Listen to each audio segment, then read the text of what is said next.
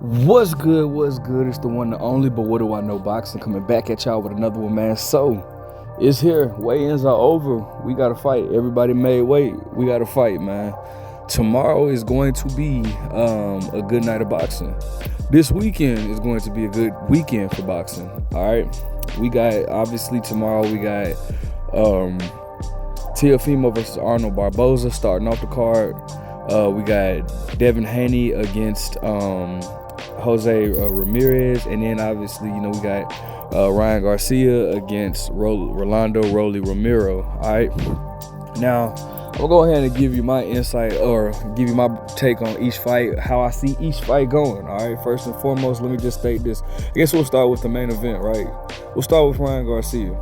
Now, if you guys follow my channel, you guys know I'm not a fan of Ryan Garcia at all. As a matter of fact, I really don't even see how Ryan got away with saying all the negative things that he said, using the racial slurs, talking about George Floyd. I don't understand how he got away with that. He's able to say things scot-free and get scot-free. Devin Haney actually got more criticism by saying that he would never lose to a white boy than Ryan Garcia got for using the N-word and all this type of stuff and saying racial things and all this type of stuff. That to me is just bizarre. I don't know how that's there. So with that being said, you guys know this is not a channel that's a fan of Ryan Garcia. I just don't feel like that was I feel like he got away with that, and I don't like that. He's fighting Rolando Rolly Romero. Rolly looks to be in shape. He looks to be in dog shape, right? But the thing about it is,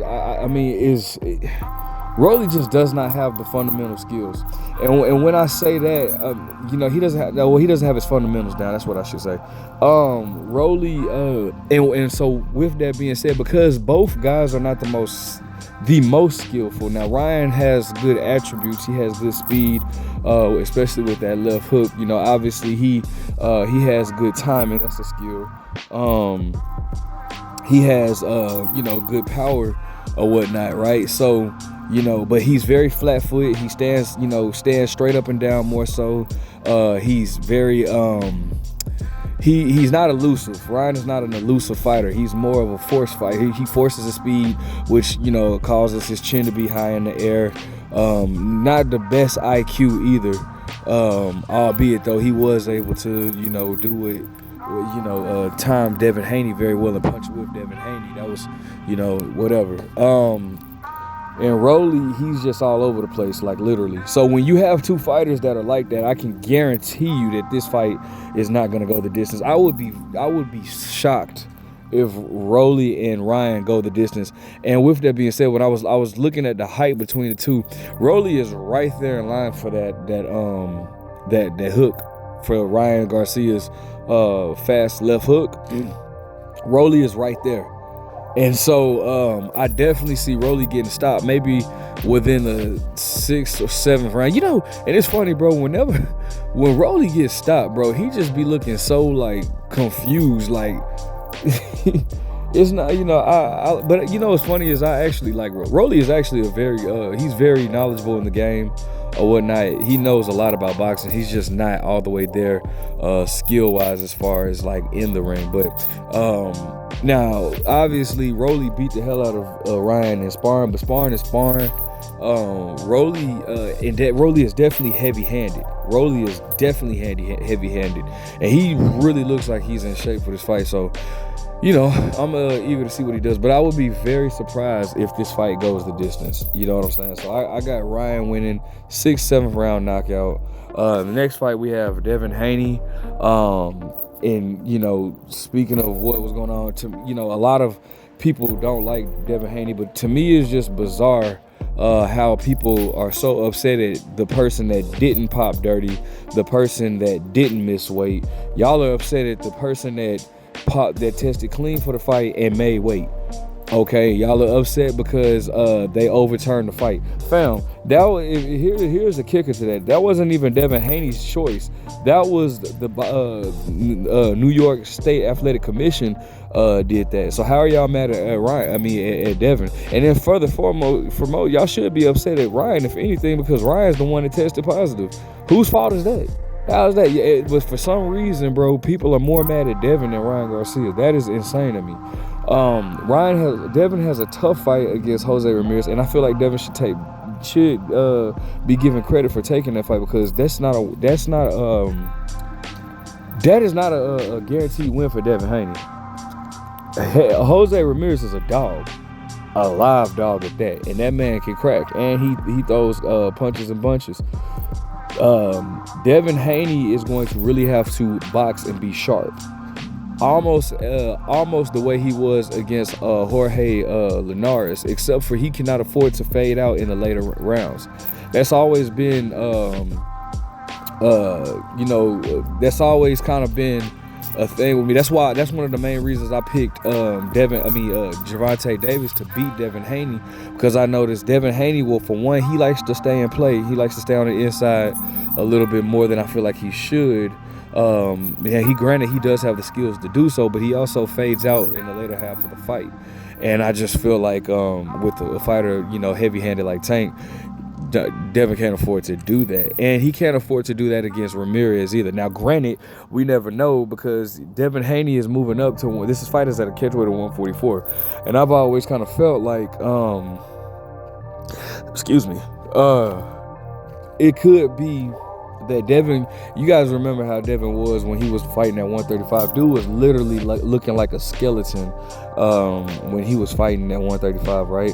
Then he was killing himself to make weight at 135 so much. I knew, and I got videos to prove this, I knew that Devin Haney was going to, he wasn't going to be at 140 long. It was no way he could make 140 it was no way that he could make 140 for too much longer. Because just of how hard it was for him to make 135. I knew it was just it was only a matter of time before he was going to be able to. He was going to have to move up from 140. So now this is at a catchweight of 144. I believe it's at a catchweight of 144. Yeah, and he's going to have to really box. He's going to have to box, and I believe he can. I got Devin Haney beating Jose Ramirez. I'd probably say I don't think the fight will be like 7-5, but I do see it being 8-4 for Devin Haney. But even with that being said, don't get it twisted. Jose Ramirez is a live dog in this fight, and Jose has the power and style to change the outcome of the fight. So I'm just saying, I don't think nobody should be counting Jose out of this fight. He's definitely a dangerous fighter, especially seeing how we don't know where Devin Haney is mentally after his fight with Ryan Garcia and taking a year off, right?